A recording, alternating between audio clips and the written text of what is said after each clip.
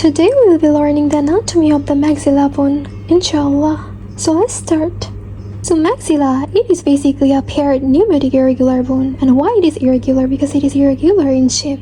And why it is pneumatic bone? Because it contains the air sinus.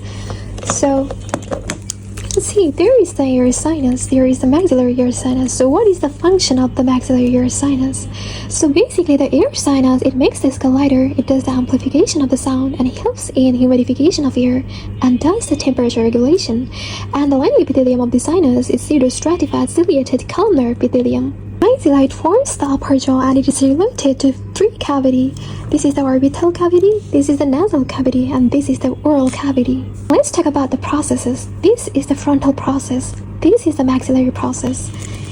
So this is the palatine process, and this is the alveolar process. The body of the maxilla is related to four surfaces. So this is the anterior surface, this is the posterior surface, this is the orbital surface, and this is the nasal surface. Let's talk about the anterior surface. So there is canine eminence, and it is formed due to the depth of the canine tip, and medially there is incisive fossa, and laterally there is canine fossa. So above the canine fossa there is infraorbital foramen, so there is transmission of the infraorbital vessels and the nerves, and it is the nasal notch, and this is the anterior nasal spine. Let's talk about the posterior surface. So this is the posterior surface, and the posterior surface is separated from the anterior surface by a ridge. This ridge extends from the first molar tooth to the lower part of the zygomatic process of maxilla, and this line acts as a line of buttress for dispersion of the masticatory force. And there are three features on the posterior surface.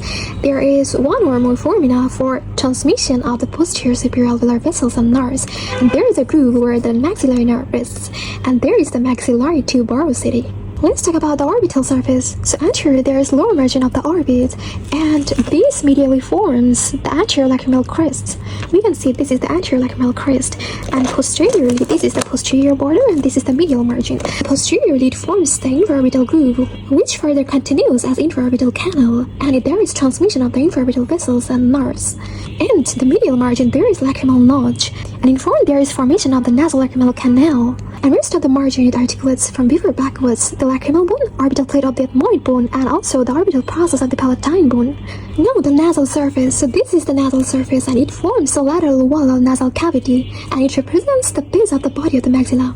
So there is maxillary sinus. So in this articulated skull, the maxillary hiatus, it leads to maxillary sinus. So what is hiatus? Hiatus means opening. So this is the hiatus, and we can see this is the maxillary sinus. We can see there is nasolacrimal groove which lies vertically in front of this hiatus, and this groove is converted to nasolacrimal canal, and which articulates with the descending process of the lacrimal bone, a lacrimal process of the inferior nasal concha from below. So we can see it's broken here. But this opens into the inferior meatus. We can see this opens into the inferior meatus. There is the ethmoidal crest, and there is the conchal crest. Now the frontal process, so it has teeth, the anterior border, the posterior border, the medial surface, and the lateral surface. So this teeth, it articulates with the maxillary process of the frontal bone, and the anterior border, it articulates with the nasal bone, and the posterior border, it articulates with the lacrimal bone. And this lateral surface, it is divided into anterior and the posterior part by the anterior lacrimal crest. The posterior part, it forms the lacrimal fossa for lacrimal sac, and which is converted into lacrimal duct, and it opens into the inferior meatus. The medial surface, there is ethmoidal crest, and this is the conchal crest. So ethmoidal crest, this posterior part, it articulates with the middle nasal concha, and anterior part, it is free, and it forms agar nasi. Area above the ethmoidal crest, it articulates with the anterior surface of the labyrinth of the ethmoid bone. Between the ethmoidal and the conchal crest, there is the atrium of the middle meatus.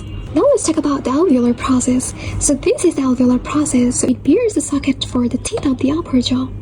This is Gomphosis type of fibrous joint. And now the zygomatic process. So this is the zygomatic process which articulates with the zygomatic bone.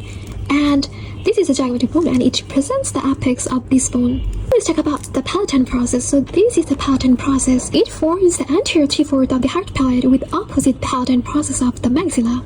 And rest of the hard palate, that means the posterior one-fourth, is formed by the horizontal part of the palatine bone. So this palatine process, it bears superior surface, the inferior surface, and the medial border and the posterior border. This is the inferior surface, which is concave, and this is uneven. This is because of the palatine glands. And we would see the intermaxillary suture. So we would see the intermaxillary suture with the opposite maxilla. This is the intermaxillary suture. Let's see. Posterolaterally, there is groove for the transmission of the greater part and vessels and the nerves. We would see the incisive foramen. So we would see the incisive foramen which will lead to incisive canal, and this incisive canal, it communicates with the floor of the nasal cavity. You can see this canal, it communicates with the floor of the nasal cavity. So here you can see this is the incisive foramen, and there is foramen for the greater part and vessels and nerves. And posterolaterally, you can see there is groove for transmission of the greater part and vessels of the nerves from this foramen. And you can see the formation of the hard palate. We can see the anterior 3/4, it is formed by the pattern process of the maxilla, and the posterior 1/4, it is formed by the horizontal plate of the palatine bone. Now let's talk about the anatomical points. So we'll place it like this, and triangular frontal process is directed upwards with backward tilt. Zygomatic process is directed laterally. Alveolar process lies horizontally and directed downwards. Palatine process and nasal notch is directed medially. This was all about the maxilla anatomy. I hope you like it. Thank you.